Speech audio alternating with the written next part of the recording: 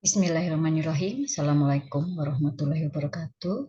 Selamat siang semuanya. Kita masuk ke materi rancangan obat untuk pertemuan ketujuh, yaitu drug design, ligand design. Jadi di sini akan kita lihat bagaimana memanfaatkan fitur yang ada di internet, web server, untuk merancang ligand, merancang suatu senyawa. Kita bisa lihat di klik to drug nanti ya, di situ ada bagian ligand design. Jadi setelah lead compound ini kita tentukan, maka biasanya masih perlu dilakukan modifikasi molekul untuk memperbaiki baik efikasi interaksi dengan targetnya atau memperbaiki profil farmakokinetik. Nah, pemilihan gugus pengganti apa yang bisa dilakukan, apa saja gugus-gugus yang bisa kita lakukan untuk modifikasi ini, bisa dipilih menggunakan bantuan software ataupun web server, sehingga kita bisa memprediksi karakter dari hasil modifikasi yang dilakukan. Kalau kita lihat di Click to Drag, bisa kita lihat banyak contoh software yang bisa digunakan, sebagian besar berbayar, walaupun ada juga yang free, nanti silakan dicermati lagi. Kita juga bisa menggunakan Swiss Bioisoster, ini adalah salah satu web server yang membantu untuk melakukan ligand design. Ada juga Vampire dan lain-lain, masih banyak, tapi kita nanti akan coba salah satunya, yaitu Swiss Bioisoster. Kenapa bioisoster? Karena konsepnya adalah iso itu kan sama ya, ster itu ruang, ster gitu ya. Jadi konsep penggantian, replacement. Jadi kalau kita sudah punya lead compound, kita akan melakukan penggantian gugus-gugus tertentu dengan gugus lain yang kita harapkan secara ruang itu tidak terlalu berbeda, isoster, dan akan mendapatkan hasil bioactivity yang lebih baik. Nah, ini tampilan dari Swiss Bioisoster, alamatnya bisa Anda buka di sini. Jadi sebetulnya Swiss Bioisoster ini nanti bisa dikonekkan dengan fitur-fitur lain milik Swiss Bioinformatik ini, seperti Swiss Doc, Swiss Parameter ini untuk menghitung parameter fisikokimia, Swiss Sidechain ini lebih untuk menambahkan asam amino ya, rantai-rantai samping. Kemudian kita bisa prediksikan target, bisa dikombin dengan Swiss Admin dan Swiss Similarity. Ada dua fitur yang disediakan oleh Swiss Bioisoster, yaitu ini jika kita ingin melakukan mencari penggantian yang possible untuk sebuah fragmen. Jadi kita punya fragmen tertentu, misalnya gugus metil atau mungkin cincin, kita akan mencari penggantian apa yang mungkin, kita pilih yang ini. Atau kalau kita sudah tetapkan penggantiannya, ya, jadi kita sudah memutuskan akan mengganti dengan fragmen yang mana, kita bisa mendapatkan informasi tentang molekul yang baru tersebut. Jadi ini kurang lebih fitur yang dimiliki oleh Swiss Bioisoster. Jadi memberikan akses untuk kita bisa mengetahui tentang penggantian molekular, struktural database tentang penggantian molekular. Dan memang ini tentunya akan bermanfaat, walaupun tidak secara khusus ya, karena ini versi free, versi web server, untuk menemukan dan mengoptimasi lead compound dalam perancangan obat. Tadi sudah saya sampaikan ada dua fitur yang dia sediakan. Yang tadi pertama, mencari penggantian yang memungkinkan untuk sebuah fragmen. Misalnya kita punya cincin morfolin gitu ya. Penggantian apa saja yang bisa kita lakukan kalau kita mau ganti cincin morfolin tersebut. Nah, di sini ada dua cara memasukkan, baik dengan menggambar gitu ya, atau dengan input smile. Ya, kemudian tinggal diklik database. Cuma di sini harus ada R yang kita masukkan untuk menunjukkan di mana pergantian itu akan dilakukan. Yang kedua, jika kita membutuhkan informasi tentang molekul yang akan kita buat gitu ya. Misalnya kalau kita mengganti morfolin ini ya dengan piridin gitu ya. Jadi kita punya struktur, kemudian ada rantai samping cincin morfolin, kita ingin ganti dengan 3 piridin. Maka karakter dari senyawa baru kita itu seperti apa? Kita bisa pilih yang ini, I want to get information on given molecular replacement. Ini caranya ya. Jadi kita input fragmen yang akan digantikan di sisi sebelah kiri dan yang menggantikan di sisi sebelah kanan, ya. Kemudian kita juga tambahkan gugus-gugus di sekitarnya. Sama, prosedurnya sama. Nah, ini tampilan kalau kita buka Swiss Bioisoster, tadi ada dua ya, ada dua fitur yang mencari replacement yang memungkinkan dan yang mendapatkan informasi tentang molekular struktur yang kita ganti. Kemudian ini tadi yang atas tadi sudah saya sampaikan ya, link yang berhubungan dengan Swiss Bioisoster, gitu ya. Jadi ini adalah Computer Aided Drug Design Tools yang dibangun oleh Swiss Informatik.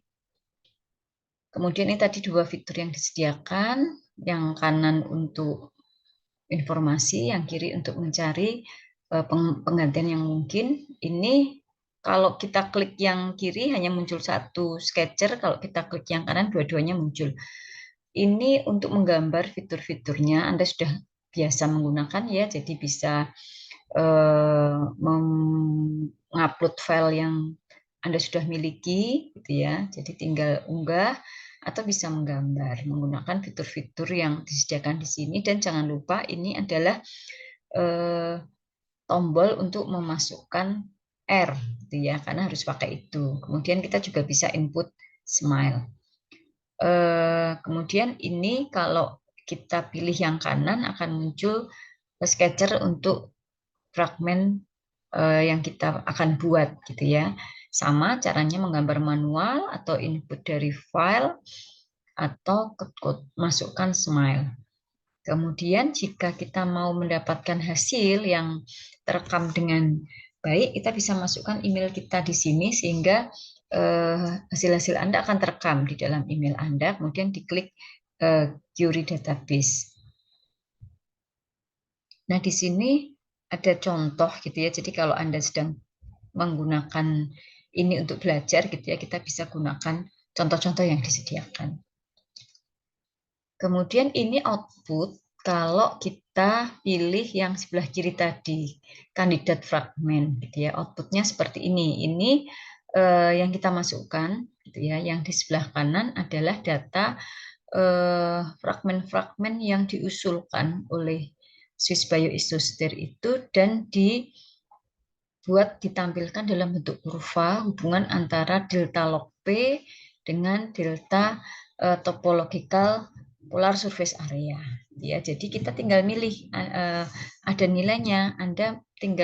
Kita bisa pilih, kita kotak gitu ya. Kita milih yang mana, yang delta log P-nya meningkat seberapa, delta TPSA-nya meningkat berapa. Jadi nilai polar surface area ini menggambarkan keberadaan gugus-gugus polar di permukaan molekul yang kita rancang gitu ya. Jadi nilainya memang sangat mempengaruhi aktivitas dan mempengaruhi karakteristik dari senyawa.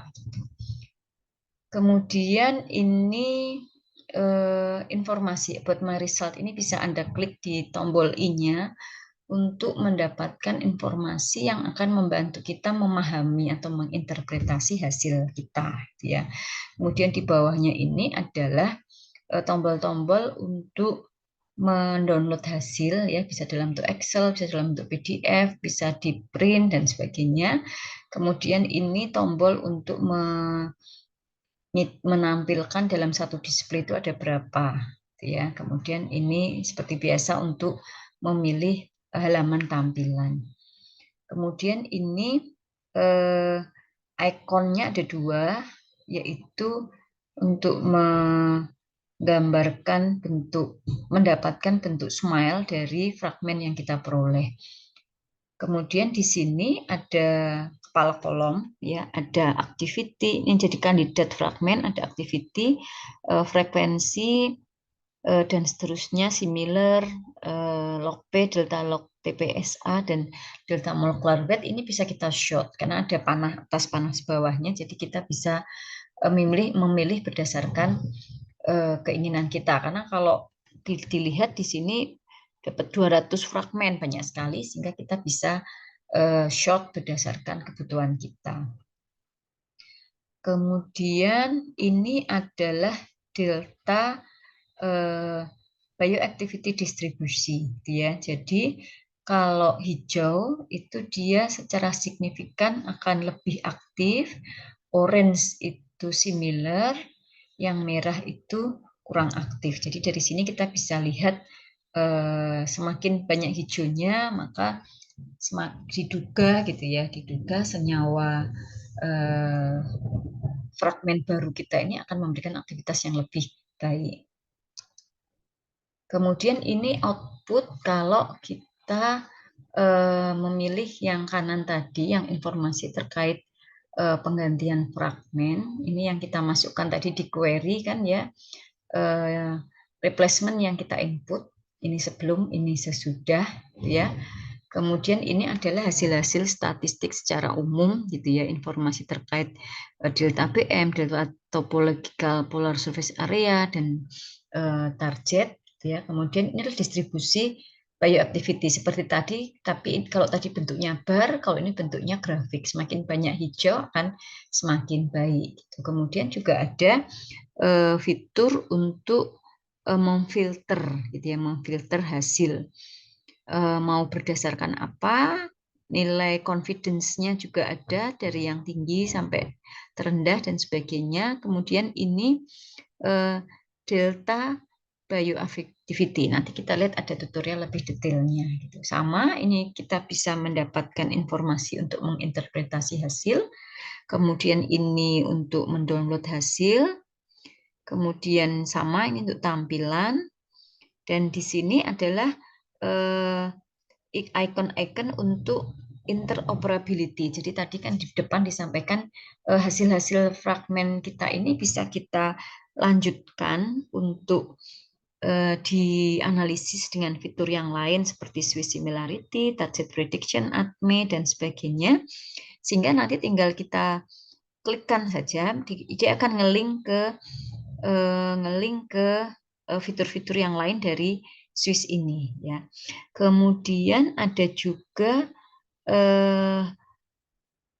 informasi yang diperoleh dari PubChem. Jadi ini enaknya senyawa kita ini kalau yang kita prediksikan diganti itu sudah ada di PubChem dan sudah ada hasil bioassay-nya, maka dia akan ngelink ke PubMed gitu ya, PubMed, sehingga kita bisa dapatkan informasi-informasi lebih detail terkait senyawa tersebut.